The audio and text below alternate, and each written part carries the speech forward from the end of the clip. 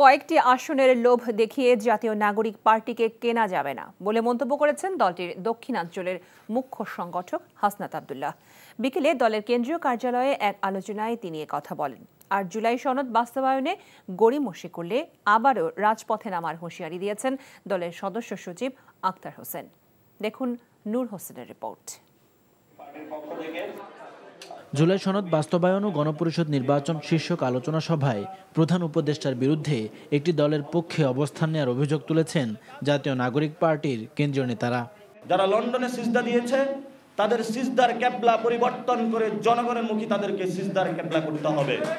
আপনার উচিত ছিল জুলাই ঘোষণাপত্র কোনো রাজনৈতিক নেতৃবৃন্দকে শহীদদের সাথে রেখে আপনাকে জনগণ শহীদ ফ্যামিলি নিয়ে একসাথে দাঁড়িয়ে এই জুলাই ঘোষণাপত্র দেওয়া আপনার উচিত ছিল। আপনি জনগণের সাথে গাদ্দারি করেছেন, বেইমানি করেছেন। নির্বাচনের তারিখ নিয়ে এনসিপির কোনো আপত্তি নেই জানিয়ে দলটির দক্ষিণাঞ্চলের মুখ্য সংগঠক হাসনাত আব্দুল্লাহ বলেন, আসনের কাছে বিক্রি হবে না তার দল। যারা মনে করতেছে যে আমাদেরকে বাইনারি রাজনীতির বাইরে নতুন রাজনৈতিক দলের উত্থান হইতে দিবে না, আমরা আপনাদেরকে বলতে চাই, আসন দিয়ে আপনি আমাদেরকে কিনতে পারবেন না।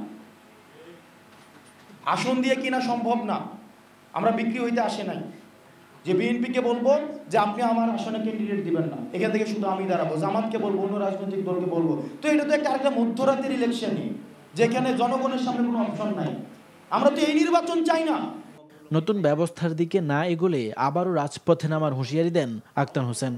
যদি নিয়মতান্ত্রিক আলোচনার মধ্য দিয়ে, যদি টেবিলের আলোচনার মধ্য দিয়ে বাংলাদেশের শাসনতান্ত্রিক পরিবর্তন করা সম্ভব না হয়, নতুন সংবিধানকে বাধাগ্রস্ত করা হয়, আমরা কিন্তু রাজপথের মানুষ, রাজপথে ফিরে যেতে আমাদের 1 সেকেন্ড সময় লাগবে না।